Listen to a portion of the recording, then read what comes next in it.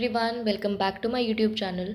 आज हम अपनी एमएजी सीरीज़ को आगे कंटिन्यू करने वाले हैं, जिसमें मैं एमए इंग्लिश के सारे टॉपिक्स को वन बाय वन डिस्कस करने वाली हूँ।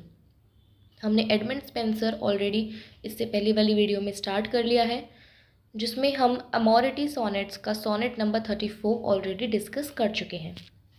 आज हम कंटिन्यू करने वाले हैं सोनेट नंबर 67 के साथ। जितने भी स्टूडेंट्स ने अभी तक वो वाला सोनेट नंबर 34 नहीं देखा है, उसकी एक्सप्लेनेशन नहीं देखी है, मैंने उसका लिंक डिस्क्रिप्शन बॉक्स में दे दिया है। आप वहाँ से जाकर वीडियो को देख सकते हैं। हम इस वीडियो में सोनेट नंबर 67 से कंटिन्यू कर रहे हैं। एंड मोस्ट इम्पॉर्टेंट थिंग, मैंने इससे पहले वाली वीडियो में एडमंड स्पेंसर की बायोग्राफी भी डिस्कस की है। तो जितने स्टूडेंट्स को बायोग्राफी एडमंड स्पेंसर की अभी स्टडी करनी है, तो आई वुड सजेस्ट कि आप पहले जाके वो वाली वीडियो देखें and then come back to this video. And now without much ado, let's begin with sonnet number 67, like as a huntsman. Guys, इस सोनेट में पोएट ने अपने आप को हंट्समैन से कंपेयर किया है। जैसे मैंने आपको पहले भी बताया था कि एडमंड स्पेंसर ने अमोरिटी सोनेट्स में बहुत ही रिच मेटाफर का यूज़ किया है, बहुत सारे अल्यूजन्स का यूज़ किया है। तो ये हमारे मेटाफर्स में से एक है कि वो अपने आप को एक हंट्समैन कह रहा है और वो अपनी बिलविड को एक एनिमल से, एक डियर से कंपेयर कर रहा है, जिसका ये हंट्समैन उसका शिकार करने वाला है। वो अपने आप को एक शिकारी कहता है और अपनी बिलविड को एक शिकार कहता है, एक प्रे कहता है। इस सोनेट की थीम सेल्फ रियलाइजेशन, पेशेंस और लव के अराउंड रिवॉल्व करती है। और अमोरिटी सोनेट्स के बाकी सोनेट्स की ही तरह इस सोनेट की भी जो राइम स्कीम है वो है A B B C B C C D C D. Poem में पोएट अपनी बिलविड को पाने की हर पॉसिबल कोशिश करता है, पीछे भाग के, उसको चेज़ करके हर पॉसिबल तरीके से अपनी बिलविड को पाने की कोशिश करता है, लेकिन हर बार नाकामयाब रहता है। उसकी बिलविड उसके जाल में फंसती ही नहीं है। बट एट लास्ट, जब वो पेशेंटली अपनी बिलविड का, अपने प्रे का, जब हंट्समैन पेशेंटली अपने प्रे का वेट करता है, तो उसका प्रे, उसकी बिलविड की मर्जी से उसके पास आ जाती है। अब हम इसको लाइन बाय लाइन डिस्कस करते हैं। Like as a huntsman after weary chase, एक बहुत ही थकावट भरी चेज के बाद, पीछा करने के बाद, एक हंट्समैन की तरह, seeing the game from him escaped away, वो देख पा रहा है कि इतनी मशक्क़त के बाद भी, इतनी थकावट के बाद भी, उस अपने प्रे का पीछा इतनी देर तक करने के बाद भी उसका प्रे उससे बच के बाहर निकल गया, उससे एस्केप हो गया। Sits down to rest him in some shady place, एक छाँव भरी, एक छाया के नीचे बैठकर अब वो थोड़ा सा रेस्ट करना चाहता है। With panting hounds beguiled of their pray.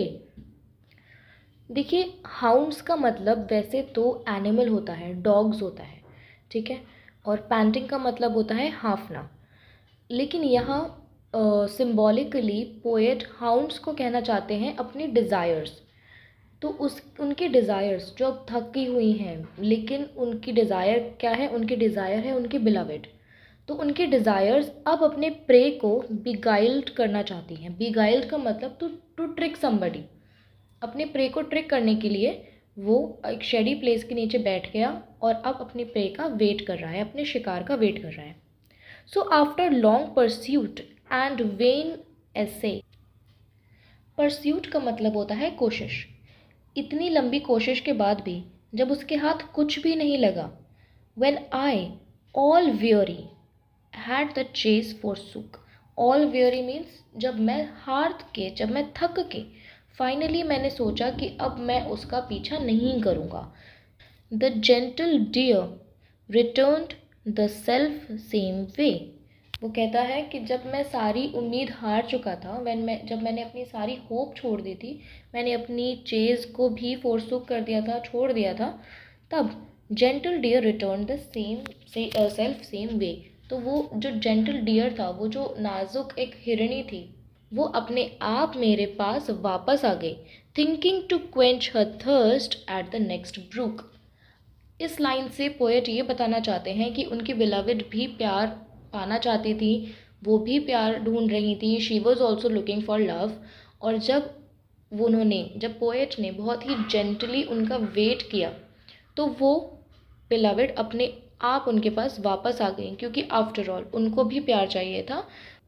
There she beholding me with milder look, वो उनके पास आकर बैठ गई, बहुत ही प्यार से उनके पास वापस आके बैठ गई और उनको बहुत ही माइल्ड लुक के साथ देख रही हैं।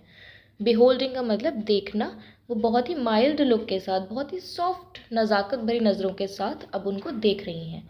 Sought not to fly but fearless still did abide. अब वो उनके पास बैठी हैं और अब उनका कहीं और जाने का कोई मन नहीं है। सॉट नॉट टू फ्लाई, अब वो वहाँ से भागने की कोशिश नहीं कर रही है। Till I in hand her yet half trembling took, वो कहते हैं वो वहाँ से भागने की कोशिश नहीं कर रही हैं तब तक जब तक मैंने उनका कांपता हुआ हाथ।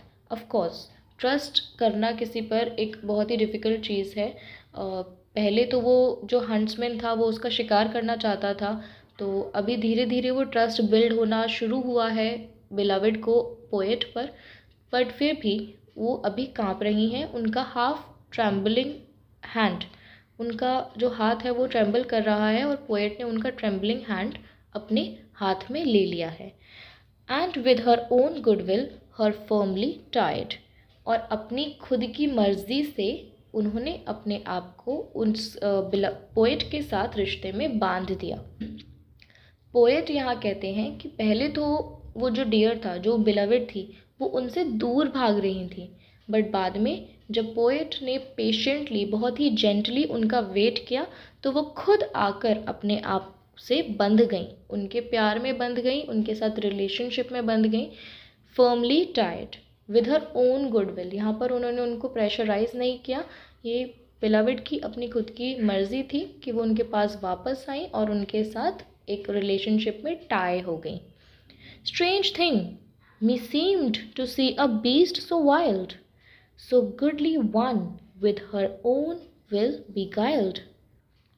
पोएट कहते हैं कि सबसे ज़्यादा चौंकने वाली बात तो ये है, स्ट्रेंज बात तो ये है कि जो वो बीस्ट था, बीस्ट मतलब एनिमल, वो कहते हैं कि जो मेरी बिलविड थी वो इतनी चंचल थी, शी वॉज सो वाइल्ड, वो किसी भी सूटर की बातों में आती नहीं थी इतना इजीली। कोई भी उनको ऐसे अप्रोच करने की कोशिश करता था, उनको अपनी बातों में फंसाने की कोशिश करता था, वो झट से वहाँ से निकल जाया करती थी।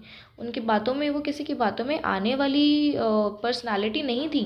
बट कमाल की बात यह है कि वो खुद से अपनी मर्जी से वो मेरी ट्रिक के अंदर आ गई, वो मेरी ट्रिक में फंस गई। बीगाइल्ड मतलब आई मैनेज टू ट्रिक हर, मैंने उनको इतनी आसानी से अपनी बातों में फंसा लिया और अपने प्यार में फंसा लिया, वो भी उनकी खुद की मर्ज़ी से। यूजुअली वो लोगों से दूर भाग जाया करती थी, लेकिन यहाँ मेरे केस में वो अपने आप अपनी मर्ज़ी से मेरे पास आ गई। तो ये थी हमारी sonnet number 67, which has been taken from Amority Sonnets, which is a series written by Edmund Spenser। Poet इसमें ये कहना चाहते हैं कि प्यार से और पेशेंस से किसी का भी दिल जीता जा सकता है। जिस तरह वो पहले ज़ोर ज़बरदस्ती से अपनी बिलविड को पाने की कोशिश कर रहे थे और नाकामयाब हुए,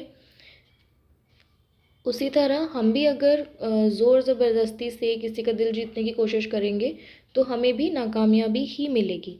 बट उसकी जगह अगर हम बहुत ही पेशेंटली, बहुत प्यार से किसी का वेट करते हैं तो डेफिनेटली लव अपने आप अपना रास्ता हमारी तरफ बना लेता है।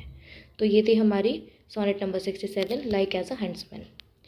अब एडमंड स्पेंसर के अगली sonnet number 77, love as a feast, मैं अपनी नेक्स्ट वीडियो में कंटिन्यू करूँगी। So make sure you subscribe to my channel. Meanwhile, bye bye and take care.